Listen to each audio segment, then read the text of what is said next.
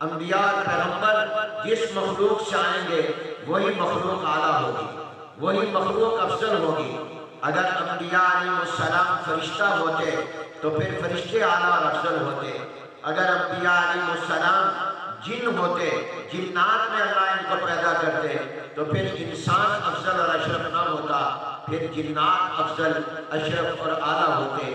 انسان کی افضلیت، انسان کی اشرفیت اور انسان کی تمام مخلوقات سے اعلیٰ ہونے کی وجہ یہ ہے کہ اللہ نے انسانوں کے اندر نبی اور پیغمبر پیدا کیا۔ اللہ نے جس کو بھی نبی اور پیغمبر بنایا وہ بشر اور انسان ہے۔ مگر یہ بات یاد رکھیے کہ یہاں یہ آ رہا ہے، حضور علیہ السلام فرما رہے ہیں، اللہ فرما رہے ہیں کہ یہ میں تمہاری طرح کا بشر ہوں، اللہ کے حکم پر فرما رہے ہیں۔ جبکہ ایک حدیث مبارکہ میں حضور نے فرمایا ایکم مثلی، تم میں سے کون میرے جیسا ہو سکتا ہے؟ تو بظاہر قرآن سے معلوم ہو رہا ہے حضور ہماری طرح کے انسان، اور حضور کے فرمان سے معلوم ہو رہا ہے کہ حضور ہماری طرح کے نہیں بلکہ ہم سے مختلف انسان ہیں۔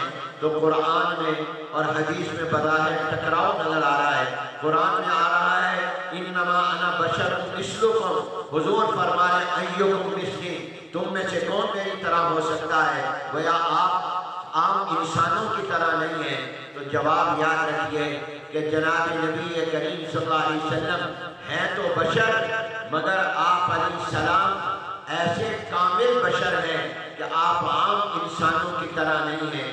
جس طرح ہماری دو آنکھیں ہیں، جناب نبی کریم صلی اللہ علیہ وسلم کی بھی دو آنکھیں تھیں، ہمارے دو کان ہیں، حضور علیہ السلام کے بھی دو کان مبارک تھے، ہمارے بھی ایک ناک ہے، حضور علیہ السلام کی ایک ناک مبارک تھی، ہمارے دو ہاتھ ہیں اور ان کی انگلیاں ہر ہاتھ کی 5 اور دونوں کی 10 ہیں۔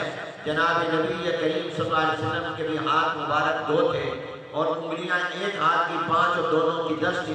پاؤں مبارک بھی آپ کے اسی طرح 2 تھے۔ سر سے پاؤں تک کے وجود میں جتنے اعضاء آپ انسان کے ہیں، حضور علیہ السلام کے جسم مبارک میں بھی اتنے ہی اعضاء تھے، لیکن ہمارے اور حضور کے اعضاء اور ہمارے اور حضور کے جوارے میں، میرے اور آپ کے سر سے پاؤں تک کے وجود اور جسم میں اور جناب نبی کریم صلی اللہ علیہ وسلم کے جسم مبارک اور وجود مبارک میں کوئی ایک نسبت بھی نہیں ہے۔ ہماری آنکھیں حضور کی آنکھ کی طرح نہیں ہو سکتی، حضور کی آنکھیں بھی دو ہماری بھی دو، اس معنی میں وہ ہماری طرح، لیکن حضور علیہ السلام کی آنکھیں اعلیٰ ہیں، ساری آنکھیں ان پر قربان کی جا سکتی ہیں۔ میں اور آپ آگے دیکھ سکتے ہیں اپنی آنکھوں سے، دیوار کے پیچھے کیا ہے، پردے کے پیچھے کیا ہے، یہ میں اور آپ نہیں دیکھ سکتے۔ جو سامنے ہوگا ہم وہی دیکھ سکتے ہیں، دائیں اور بائیں دیکھ سکتے ہیں، اپنے پیچھے نہیں دیکھ سکتے۔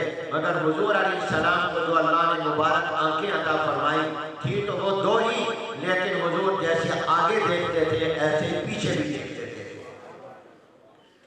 میری اور آپ کی بھی زبان ہے، ہم بھی بولتے ہیں، ہماری زبان سے الفاظ نکلتے ہیں۔